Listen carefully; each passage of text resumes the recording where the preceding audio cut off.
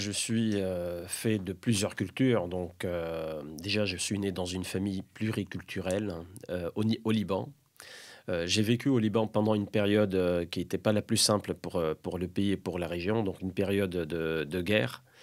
Et mon enfance a été marquée par plusieurs contraintes et difficultés, dont par exemple la disparition de mon école. Quand j'étais en classe de cinquième, un jour, je porte mon cartable, je vais à l'école comme tout le monde. Et là, je tombe, en fait, je vois mon école qui était en fait par terre, en ruine, Détruise. à cause des bombardements de la veille. Et donc, je me rappelle avoir discuté avec mes collègues, j'avais à peine 12 ans, et mes camarades de classe, ils me disent, bon, alors maintenant, il n'y a plus d'école, il n'y a plus d'école, donc il n'y a plus... Voilà. Et ce jour-là, comme un adulte, j'ai réfléchi comme quelqu'un de très conscient. J'ai réfléchi, je dis non. Il faut absolument que je trouve un moyen de poursuivre mes études. Et c'est exactement ce que j'ai fait. Et donc, jusqu'à maintenant, je veux retourner voir ce garçon de 12 ans, lui dire merci. Merci pour cette voix, pour cette euh, conscience à cet âge-là. Et, et qui m'a permis, à l'âge de 18 ans, d'avoir de très bonnes notes aux examens officiels, ce qui m'a permis d'obtenir une bourse pour venir en France, où un jour, on a reçu un coup de fil, mes parents, et en disant que votre enfant, il a de bonnes notes, donc il est deuxième au niveau donc dans les examens, donc il a le droit à postuler à une bourse pour venir en France. Donc, j'ai pris la décision immédiatement d'accepter cette opportunité. Et donc voilà, je me retrouve à Compiègne, donc dans le nord de Paris. Et c'est cette ville que je considère comme ma ville natale en France, dans laquelle je me ressource, je me retrouve, parce que c'est à Compiègne que j'ai découvert le monde de nouveau, l'autre vie.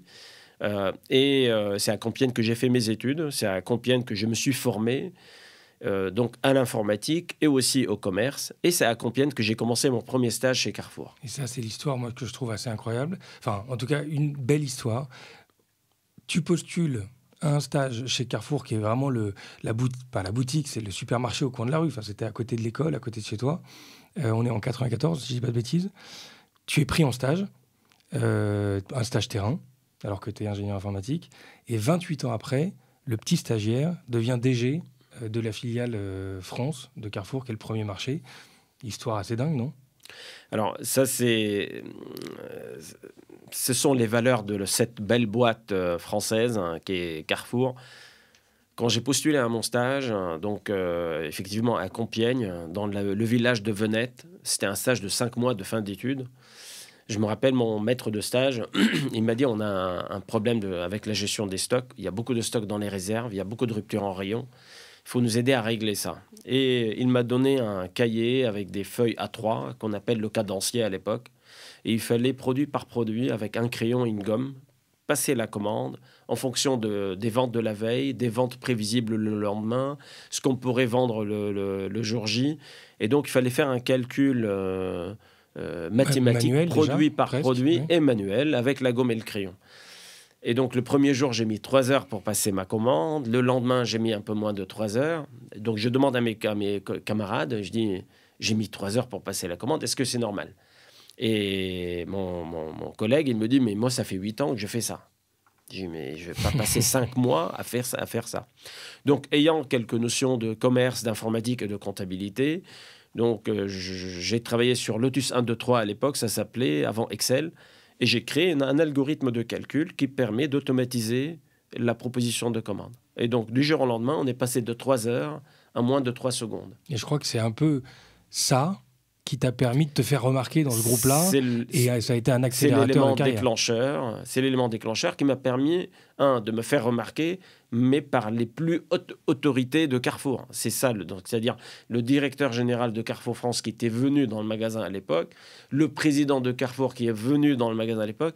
Donc, c'est très rare quand même pour un stagiaire de se faire remarquer de cette manière-là, non seulement par un directeur de magasin extrêmement bienveillant et compétent, mais aussi par toute la cour royale de la société de l'époque. Donc c'est vrai que ça pousse des ailes et ça crée une image au sein de la société qui peut faciliter plein d'autres opportunités par la suite. Ouais, et ce qui est amusant, c'est que je crois que 20 ans après, en Argentine, tu retrouves des problématiques de gestion de stock et les informaticiens du groupe t'amènent ces mêmes sujets de gestion et de commande et tu retrouves des problématiques que tu avais abordées 20 ans après, limite les lignes de code dans lesquelles tu avais déjà mis les mains, quoi. Je me demande si aussi ma mission à venir maintenant, puisque je change d'univers, je me demande aussi si ça ne sera pas aussi le cas là où je vais Sont pas inspirés atterrir par ce sujet. à la fin du mois. Je me rappelle quand je suis arrivé à Taïwan, on avait un problème aussi similaire par rapport au stock, etc. Bon, quand on dit grande distribution, on parle du stock parce que c'est le cash, c'est le nerf de la guerre. Donc, à chaque fois, il y a ça. Et je me rappelle avoir posé la question à ma directrice de la supply chain à Taïwan. Je dis, montrez-moi la formule de calcul pour voir si ces problèmes concrets que nous avons dans les magasins, est-ce qu'ils ne viendraient pas d'un problème en amont qui s'appelle la formule de calcul, que personne ne regarde en fait. Personne ne vérifie le moteur tous les jours. Elle m'a dit, écoutez, vous êtes sûr que vous voulez voir... Ça risque d'être un peu compliqué pour vous. C'est un peu compliqué quand même l'algorithme. J'ai dit, ne vous inquiétez pas, apportez-moi l'algorithme. Et quand elle me l'a apporté, j'avais une larme aux yeux parce que c'était mon algorithme, donc 15 ans plus tôt. Donc effectivement, c'est une question en fait que je traite en permanence. Et j'ai eu la chance et cette extraordinaire opportunité d'avoir pu automatiser donc, les commandes chez Carrefour. Je parlais avec quelques distributeurs britanniques et ils ont automatisé les commandes en 2006. Chez Carrefour, on l'a fait en 95. Okay. En 1995. Donc même si ça paraissait ancien, en fait, tardif, c'était hyper tôt par rapport aux concurrents. Exactement. Okay. Et ça montre aussi, c'est une belle illustration de la capacité à challenger une situation qui peut paraître hyper complexe à challenger. Quand tu es un stagiaire, tu n'oses pas remettre en cause les process et quelque chose établi depuis des années. Et en fait, visiblement, même dans un grand groupe, on peut envisager de changer quelque chose et d'avoir un impact sur un process. Je me suis appuyé sur 2 valeurs dans lesquelles je crois foncièrement. La première, pas de fatalité. Donc, chaque problème a 2 solutions. Et moi, j'invite tous ceux qui nous écoutent aujourd'hui, surtout les plus jeunes, pas de fatalité. C'est jamais trop tard, c'est jamais perdu. Et l'échec est le début de la réussite. Et ça, c'est hyper important dans la vie. Et la deuxième valeur dans laquelle je crois, c'est que je dois apporter une valeur ajoutée. Que je sois stagiaire, que je sois directeur général, que je sois éboueur ou que je sois maître un chef étoilé, je dois apporter une valeur ajoutée. Et cette valeur ajoutée, effectivement, elle est à la taille de la personne et de la responsabilité qui est celle de chacun. Mais le fait de sortir de chez soi le matin en ayant donc comme objectif d'apporter une valeur ajoutée, ça c'est le médecin qui sort de chez lui, je dis aujourd'hui je vais soigner des patients, je vais sauver des vies. Et donc l'avocat qui dit moi aujourd'hui je vais faire mon travail correctement. Le distributeur qui dit moi je vais garantir les bons produits au bon prix, la bonne qualité.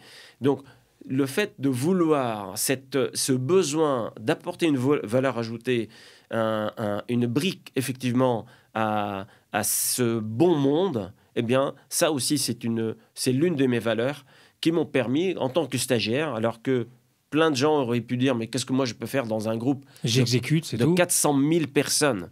J'exécute, on me donne le papier, je m'occupe du papier, point final.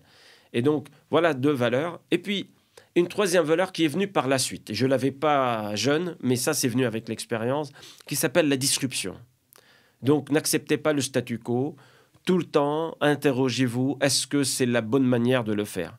Est-ce que c'est comme ça qu'il faut faire? Est-ce qu'il n'y a pas une autre manière de faire les choses?